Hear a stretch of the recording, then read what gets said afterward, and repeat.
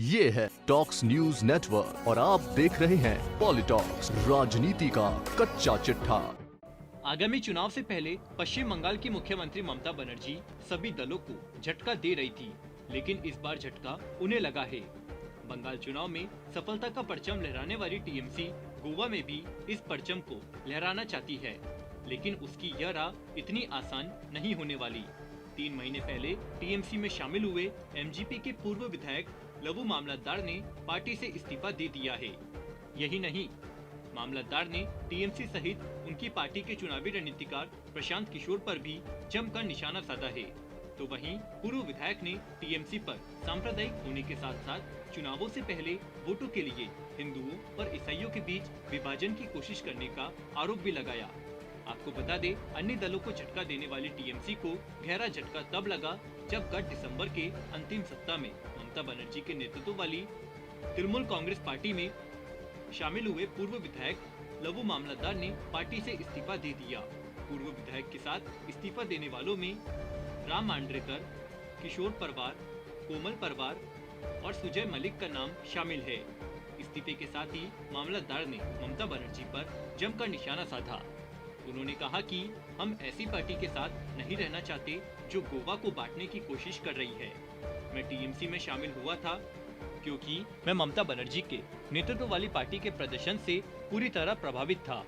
मामलतदार ने आगे कहा कि मेरा मानना था कि टीएमसी एक बहुत ही धर्मनिरपेक्ष पार्टी है, लेकिन पिछले 15-20 दिनों में मैंने जो कुछ भी देखा उससे मुझे पता चला है कि यह तो बीजेपी से भी ज्यादा बदतर है।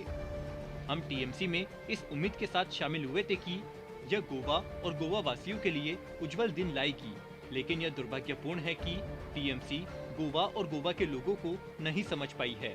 इस दौरान उन्होंने टीएमसी के चुनावी रणनीतिकार प्रशांत किशोर पर भी जमकर निशाना साधा है। बता दें, टीएमसी छोड़ने वाले सदस्यों ने अपने त्याग पत्र में प्रशांत किशोर के नेतृत्व वाले आईपेक का जिक्र करते हुए कहा कि जिस कंपनी को आप सभी ने गोवा में अपने अभियान के लिए काम पर रखा है, वह गोवा के लोगों को बेवकूफ बना रही है। वे गोवा के लोगों की नब्ज नहीं समझ पाए हैं। हमने पाया कि पश्चिम बंगाल से शुरू की गई लक्ष्मी भंडार योजना के तहत केवल 500 रुपए दिए जाते हैं, जबकि यहाँ वे गृह लक्ष्मी योजना के तहत महिलाओं को 5000 रुपए देने का वादा कर रहे हैं, जो लगभग असंभव है। योजना का वादा पूरी तरह से गोवा के आंकड़े एकत्रित करने के लिए है।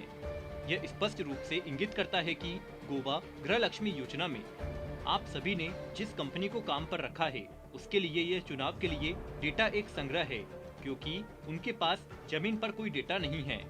साथ ही उन्होंने अपने त्याग पत्र में ये भी लिखा कि जब टीएमसी सरकार पश्चिम बंगाल में महिलाओं के उत्थान में विफल रही है, तो हमें नहीं लगता कि वह प्रदेश की हमारी माताओं और बहनों के लिए कोई अच्छा काम करेगी।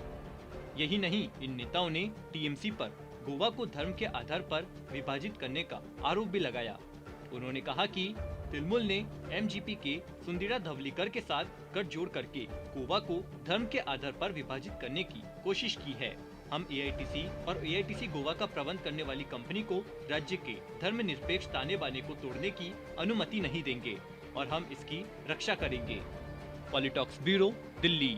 ये है टॉक्स न्यूज नेटवर्क और आप देख रहे हैं पॉलिटॉक्स, राजनीति का कच्चा चिट्ठा।